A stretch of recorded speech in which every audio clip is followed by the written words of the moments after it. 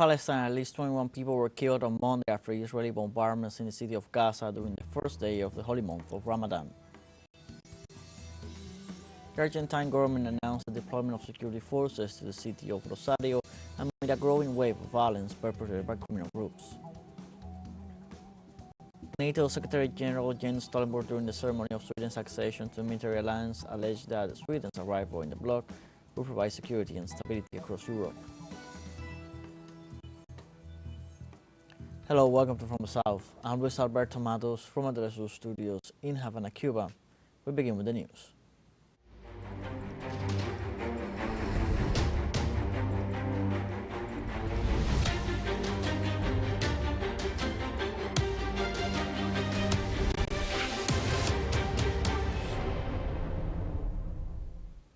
In Palestine, at least 21 people were killed after Israeli bombardments in the city of Gaza during the first day of the holy month of Ramadan.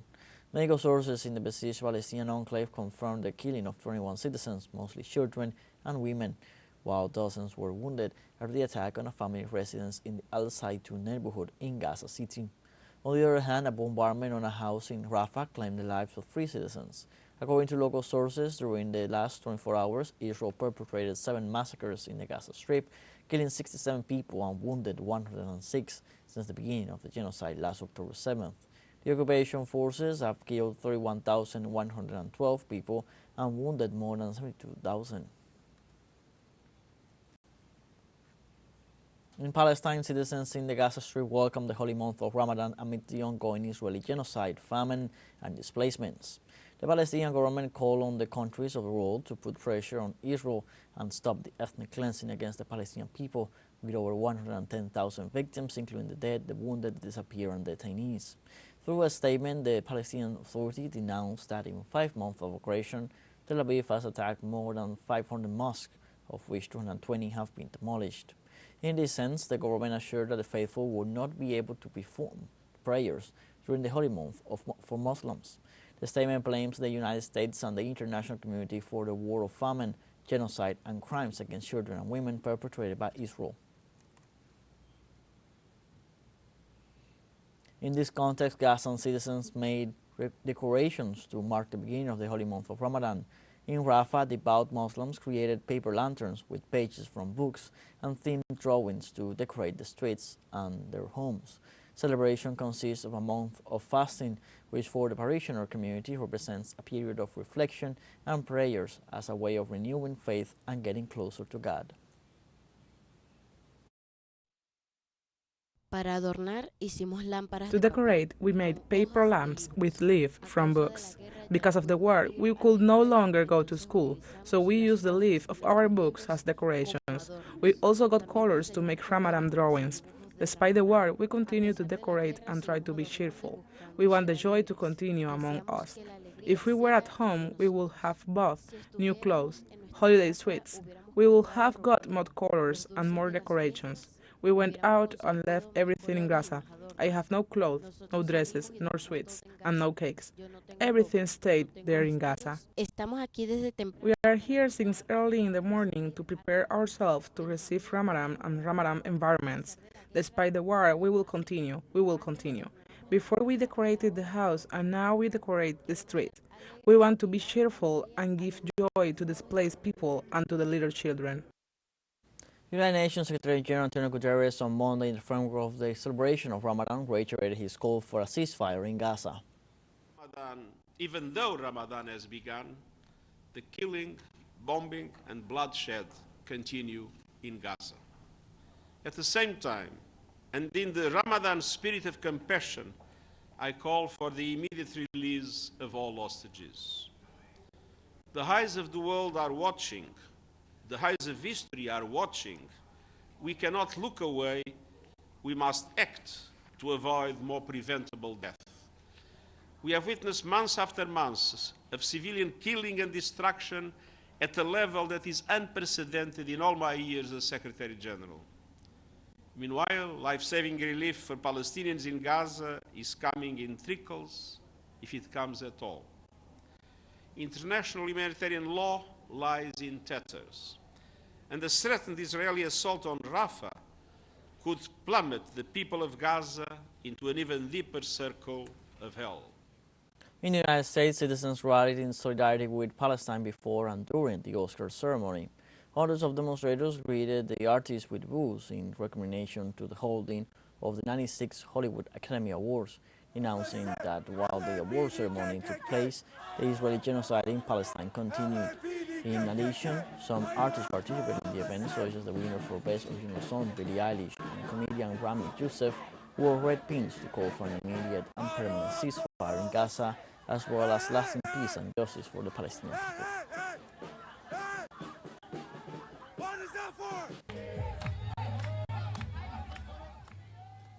At the Oscar ceremony in the United States, local and international artists showed their support for the Palestinian cause and demanded a permanent ceasefire in Gaza.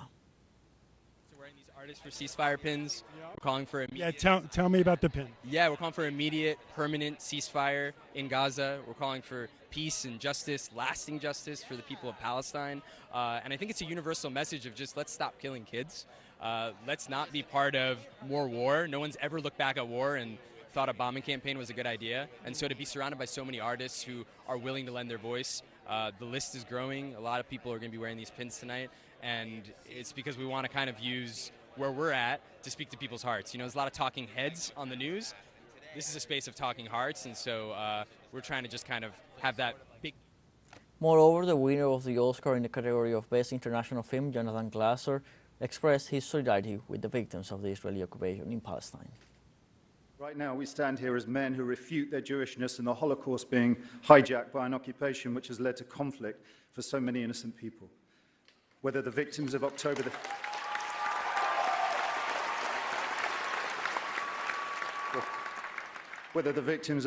7th in Israel or the ongoing attack on Gaza, all are victims of this dehumanization.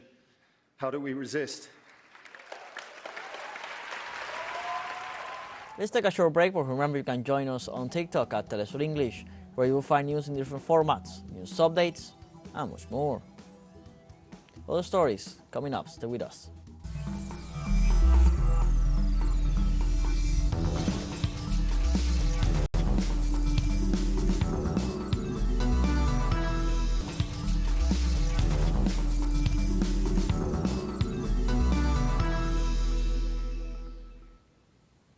Welcome back.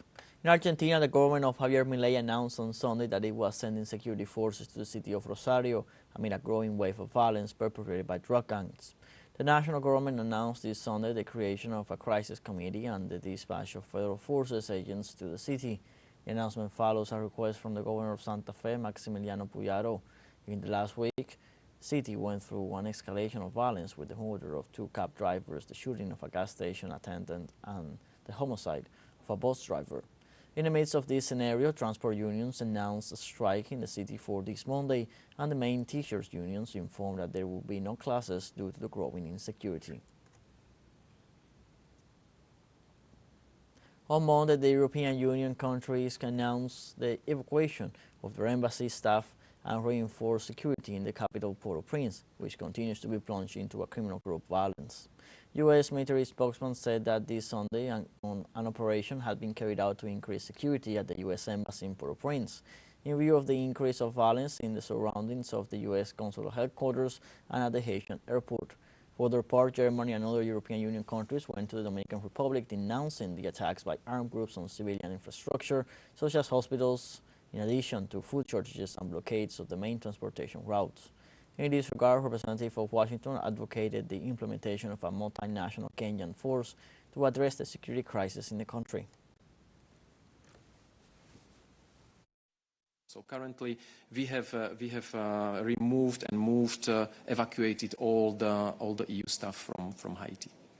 So currently, in the United States, a shooting at a private party in Jonesboro, Arkansas, left 3 people dead and several others injured. Police officials stated that multiple gunshots victims were found at the scene at around 5 a.m. Among them, 1 person was transported to the hospital by ambulance, and 4 other people were transported to hospitals in personal vehicles. At this time, police are not yet aware of what led to the shooting, nor have they provided updates on the people who were taken to the hospital, as the investigation is still ongoing.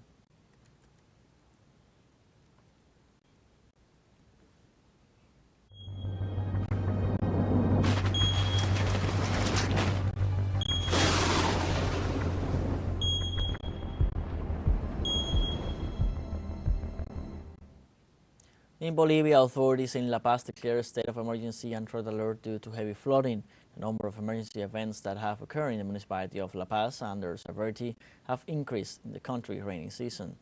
Residents of different neighborhoods of the capital are building gabions next to overflowing rivers to contain the floods and are waiting for what may happen in the coming hours. A meeting was scheduled for Monday between the governor of La Paz, Santo Quispe, and other authorities to define the tasks that will be promoted to intervene as quickly as possible and avoid further damage. We cannot cope with the disaster of the rains. The neighbors here have organized. The neighbors are building gabions to protect their homes. The asphalt is leaving us. We don't sleep in the night thinking that our houses are going to be gone.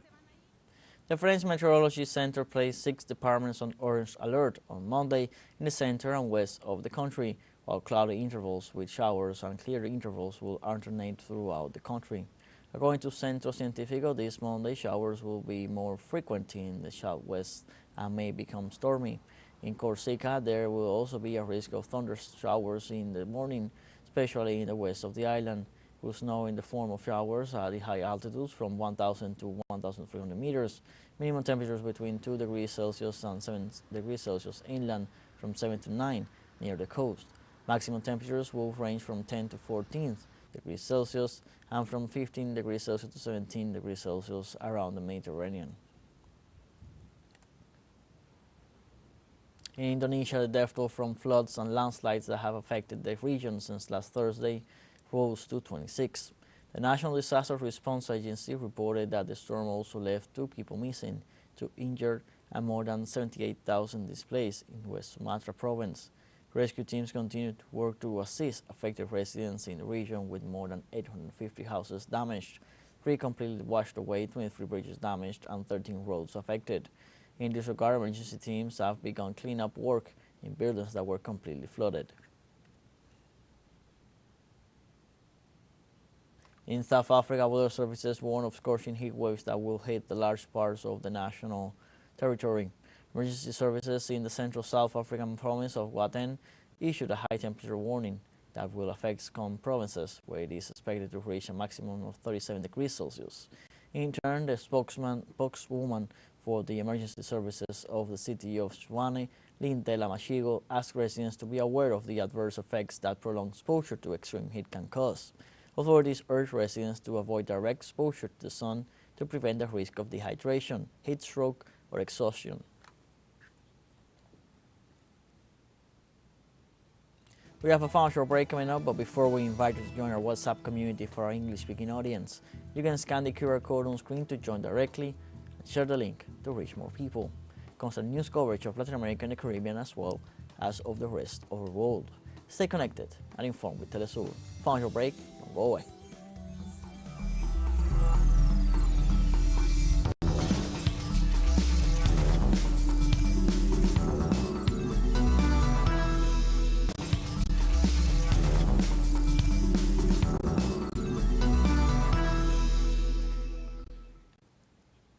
Welcome back from the south. In the last 5 years, firearms imports to the European continent have doubled significantly, according to data from the International Institute for Peace Studies. According to figures provided by the agency from 2019 to last 2023, arms imports were 94% higher compared to the 2014 to 2018 period. The activity was boosted by the conflict between Russia and Ukraine, making the latter the 4th country in the world with the highest rate of armament imports, after at least 30 states supplied it with large weapons as military aid from February 2022. Research reveals that 55% of the arms imported by Europe in the last 5 years came from the United States. In Russia, Moscow, the Central Election Commission on Sunday reported the start of advanced voting in the Russian presidential election set for next month for inhabitants of remote areas, ship crews, and some military units. The voting will last until March 14th, as the elections in the rest of the Russian territory will begin the following day and will last 3 days. Traditionally, during early voting, CEC members travel by helicopters, snowmobiles, and dog sleds to the most remote areas of the country. In the previous Russian presidential elections in 2018, only 0.29% of voters, about 180,000 people, voted early. In Lugansk, Donetsk, Zaporizhzhia, and Kherson have been registered more than 4,500,700 voters. According to the CEC representative, the largest number of voters in new Russian regions was registered in Donetsk, with more than 1,900,500 voters. In this context, the Foreign Intelligence Service denounced that the United States is planning cyber attacks on the country's electronic voting system during the March 17 presidential elections. According to the agency, Washington will mobilize its most experienced hackers. Russia will hold presidential elections next March 17th. Electronic voting will be available from the 15th. The candidates running for the highest office in Russia are Leonid Slutsky of the Liberal Democratic Party, Nikolai Kartinovov of the Communist Party, Vladislav Davankov of the New People Formation, and the current President Vladimir Putin, who is running as an independent. On Monday, Swedish Prime Minister Ulf Kristersson and NATO Secretary General Jens Stoltenberg held a joint press conference during Sweden's accession ceremony to the military alliance. On March 7, Sweden joined NATO after more than 200 years of neutrality, becoming the 32nd member of the bloc.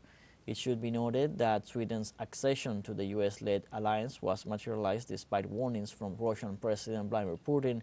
In this sense, Russian leader has denounced that this expansion is a move aimed at destabilizing and increasing tensions between the West and his nation.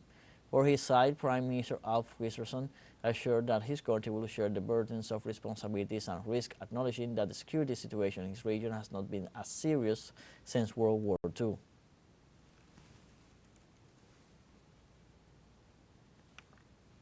Thus, Jens Stoltenberg, NATO Secretary General, contrary of Russia's warnings, assured that the military bloc welcomes the arrival of Sweden, claiming that it will provide security and stability in all of Europe. After more than 200 years of neutrality, you are joining the strongest and most successful military alliance in history. So welcome to NATO. It's great to have you here. NATO is stronger with Sweden as a full ally than Sweden as a close partner. So this is a good day for Sweden, a good day for NATO, and a good day for security and stability across Europe. In Switzerland, the commander of the police of Cantonal de Valais, Christian Veron, reported the discovery of 5 lifeless bodies of the 6 missing skiers.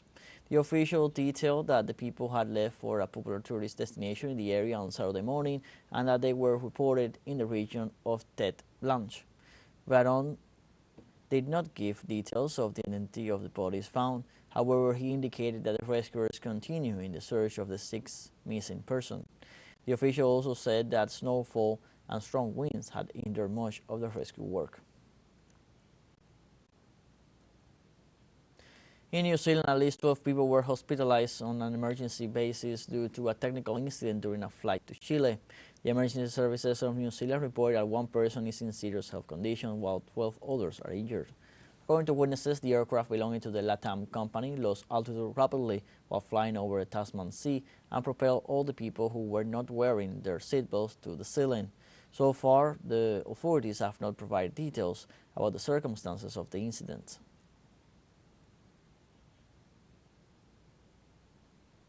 In Finland, dock workers' unions go on strike in rejection of the reforms implemented by the government. According to the mobilized unions, the strike that began this Monday will continue until March 25th, which will paralyze cargo transportation in most of the country's ports. Demonstrators are opposed to pension reforms, sick leave, unemployment, simplification of dismissals, and the prohibition of strikes. According to local media, although raw materials will remain at the ports until the strike ends, some perishable goods such as medicines and flowers will be transported on passenger ships operating normally. In Portugal, the centre-right Democratic Alliance coalition narrowly beat the Socialist Party on Sunday's early elections as the far-right advanced in the polls. Portugal looked to the right after more than 8 years under Socialist Prime Minister Antonio Costa, with the far-right Chega party quadrupling its seats. With 99% of the votes counted, the PS obtained 28.66%, 77 seats against AD 28.63%, in which is in addition to a 0.86% achieved by its allies in Madeira, reaching 79 seats. Chega came in third place with 18.06% of the votes, 48 seats, followed by Liberal Initiative, which obtained 5.08%, 8 seats. Although the results gave victory to AD, it was not clear that they would be able to govern without the support of Chega. The leader of the PS, Pedro Nuno Santos, conceded victory to AD and announced that he would lead the opposition.